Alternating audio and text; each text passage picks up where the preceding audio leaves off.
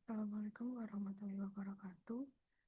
Perkenalkan, nama saya Intan Nurhadi dengan NPM 24032010226. Saya dari kelas 24E. Jadi pada kesempatan kali ini saya mau menjelaskan mengenai materi dari fungsi kompleks. Jadi yang pertama ada definisi dari bilangan kompleks. Bilangan kompleks merupakan himpunan bilangan yang dibentuk untuk memperluas sistem bilangan real sehingga persamaan matematika yang tidak dapat diselesaikan dengan bilangan real dapat mendapatkan solusi. Bilangan kompleks dinyatakan dalam bentuk sebagai berikut, yakni Z sama dengan A plus BI, di mana A merupakan bagian real, B merupakan bagian imajiner, I adalah satuan imajiner. Kemudian yang selanjutnya ada definisi dari fungsi kompleks. Jadi fungsi kompleks merupakan fungsi yang domain, di mana terdapat bilangan real dan juga imajiner, yang mana dapat dituliskan sebagai berikut. Yakni ada Z sama dengan X plus Y. X merupakan bagian real, yang mana bisa dituliskan RE dalam kurung Z, kemudian Y merupakan bagian imajiner, yang mana dapat dituliskan sebagai IM dalam kurung Z, kemudian I merupakan bilangan imajiner. Nah, semua bilangan real sebenarnya merupakan bilangan kompleks, yang mana bagian imajiner 0.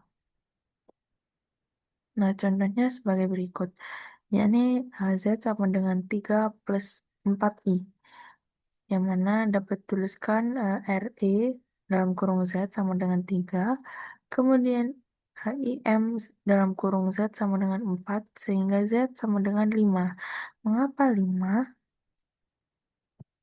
Nah, em, ini I ini dihitung sebagai 0. Seperti yang tadi dibilang, semua bilangan real sebenarnya merupakan bilangan kompleks dengan bagian imajiner 0. Sementara ini merupakan bilangan imajiner sehingga I tersebut merupakan 0. Sehingga dapat ditulis Z sama dengan 3 plus 4, 0. Nah, selanjutnya ada bilangan kompleks. Bilangan kompleks ini dapat dituliskan dalam bentuk kartesius, polar, dan eksponensial. Kemudian itu terdapat rumus Euler yang mana menghubungkan bentuk trigonometri dan eksponensial, di mana dapat dituliskan E pangkat I theta sama dengan cos theta plus I sin theta. Kemudian rumus de Moivre digunakan untuk pangkat dan akar, yang mana dapat dituliskan sebagai uh, dalam kurung cos theta plus I sin theta pangkat N sama dengan cos dalam kurung N theta plus I sin dalam kurung N theta. Nah, selanjutnya ini ada polar bilangan kompleks seperti ini. Tadi kan ada tulisan, ada dijelaskan bahwa bilangan kompleks dapat ditulis dalam bentuk kartesius, polar, dan eksponensial. Nah, di sini saya mengambil yang polar. Jadi polar bilangan kompleks, bentuk kompleks bilangan polar ini merupakan cara menyatakan bilangan kompleks dengan jarak atau modulus dan sudut atau argumen terhadap sumbu real, di mana setiap bilangan kompleks dapat dituliskan dalam bentuk polar sebagai berikut, yakni Z sama dengan R dalam kurung cos theta plus I sin theta sama dengan RE pangkat I theta. Nah, selanjutnya ada contoh soal. Diberikan fungsi f dalam kurung Z sama dengan Z pangkat 2 dengan Z sama dengan X plus IY. Nah, soalnya ada tentukan yang pertama yakni bentuk dari F dalam kurung Z sama dengan U dalam kurung X, Y plus IV dalam kurung X, Y. Kemudian yang kedua ada tentukan F aksen dalam kurung Z. Nah, jadi untuk soal yang pertama dapat dituliskan sebagai berikut. Dijawab sebagai berikut. Nah, ubah ke bentuk. Jadi kita harus mengubah ke bentuk U dalam kurung X, Y plus IV dalam kurung X, Y. Yang mana dapat dituliskan sebagai berikut. F dalam kurung Z sama dengan Z kuadrat. Yakni sama dengan dalam kurung X plus Y kuadrat. Nah, hasilnya yakni dalam kurung X kuadrat plus 2i xy plus i kuadrat y kuadrat.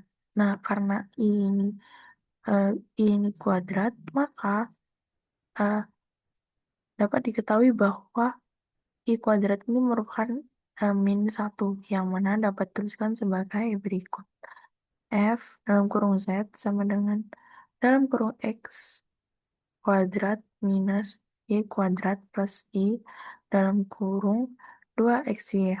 Sehingga didapatkan jawaban yakni U dalam kurung XY sama dengan X kuadrat min Y kuadrat. Atau dapat dituliskan sebagai V dalam kurung XY sama dengan 2XY. Kemudian untuk soal yang kedua yakni tentukan turunan dari F aksen dalam kurung Z, di mana terdapat untuk fungsi analitiknya itu yakni F aksen dalam kurung Z sama dengan U X plus IV X. Kemudian disubstitusikan yakni F aksen dalam kurung Z sama dengan U sama dengan eh, 2x plus i dalam kurung 2y. Sehingga didapatkan jawaban F aksen dalam kurung Z sama dengan 2Z. Mungkin sekian itu saja dari saya, kurang lebihnya mohon maaf. Assalamualaikum warahmatullahi wabarakatuh.